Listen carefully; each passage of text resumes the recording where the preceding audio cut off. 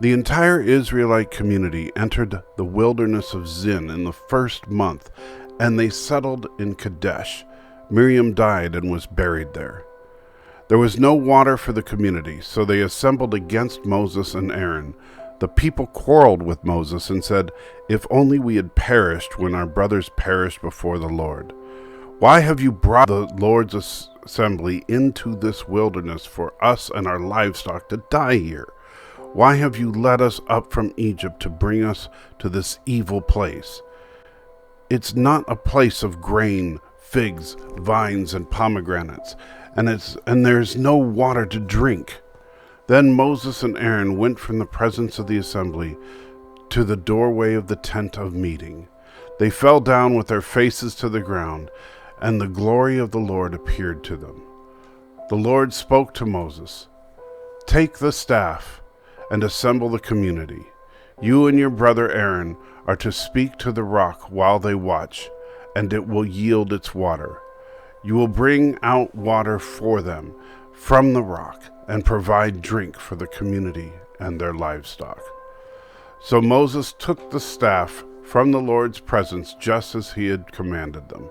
Moses and Aaron summoned the assembly in front of the rock, and Moses said to them, "Listen, you rebels.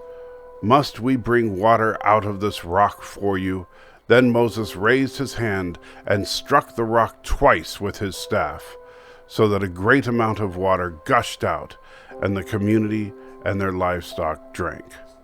But the Lord said to Moses and Aaron, "Because you did not trust me to show my holiness in the sight of the Israelites, you will not bring this assembly into the land I have given them. These are the waters of Meribah, where the Israelites quarreled with the Lord, and he showed his holiness to them."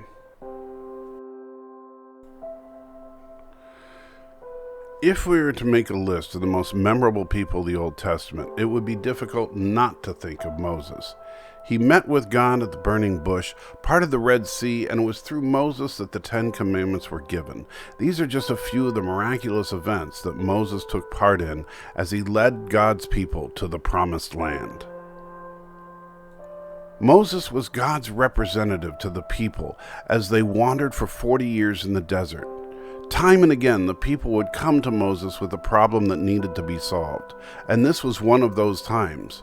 We can all agree that a lack of water is a serious need that should be addressed, and yet Moses goes beyond what is asked of him by God and allows his emotions to get the best of him. The consequence for Moses was not being able to go into the Promised Land. At first glance, this may seem harsh, but we must remember that we're talking about disobeying the Creator of the universe. In this passage, God's definition of obedience is complete obedience. This means not adding or taking away from what God has asked of us. How do we do this? Simply put, by being obedient to what He has already shown you, by pursuing to know God more. And when He asks something of you, say yes. The struggle comes in when we let our emotions and feelings take control. We end up twisting what God has said because we think we know better.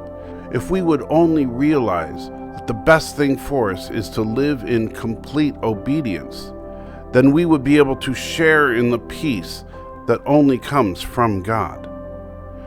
Take time today to ask God if you're living in partial obedience to Him, and if so, ask for forgiveness and commit in your heart to live in complete obedience from this day forward.